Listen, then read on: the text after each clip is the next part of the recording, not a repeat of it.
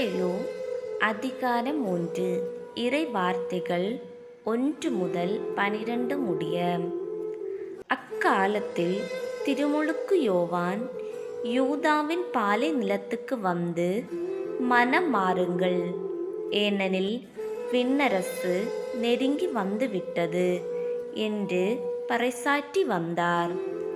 அவரை குறித்தே பாலை நிலத்தில் குரல் ஒன்று முழங்குகிறது: ஆண்டவருக்காக வழியை ஆயத்தமாக்குங்கள், அவருக்காக பாதையை செம்மையாக்குங்கள் என்று இறைவாக்கினர் எசையா உரைத்துள்ளார்.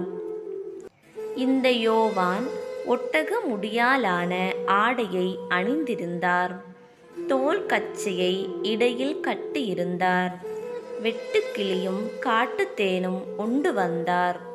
எருசலேமிலும் யூதேயா முழுவதிலும் யோர்தான் ஆற்றை அடுத்துள்ள பகுதிகள் அனைத்திலும் இருந்தவர்கள் அவரிடம் சென்றார்கள். அவர்கள் தங்கள் பாவங்களை அறிக்கையிட்டு யோர்தான் ஆற்றில் அவரிடம் திருமுழுக்கு பெற்று வந்தார்கள். பரிசேயர் சதுசேயருள் பலர் தம்மிடம் திருமுழுக்கு பெற வருவதைக் கண்டு அவர் அவர்களை நோக்கி, விரியன் பாம்பு குட்டிகளே, வரப்போகும் சினத்திலிருந்து தப்பிக்க இயலும் என உங்களிடம் சொன்னவர் யார்?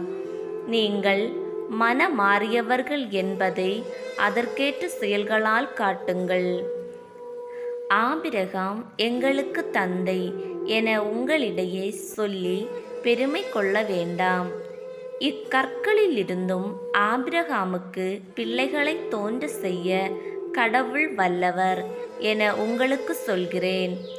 ஏற்கனவே மரங்களின் வேரருகே கோடாரி வைத்தாயிற்று.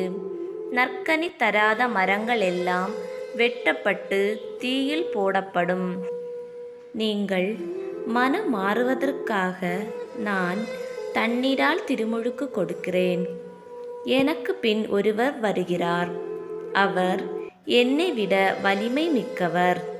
அவருடைய மிதியடிகளை தூக்கி செல்லக்கூட எனக்கு தகுதி இல்லை. அவர் தூய ஆவி என்னும் நெருப்பால் உங்களுக்கு திருமுழுக்கு கொடுப்பார். அவர் சுளகை தம் கையில் கொண்டு கோதுமையையும் பதரையும் பிரித்தெடுப்பார்.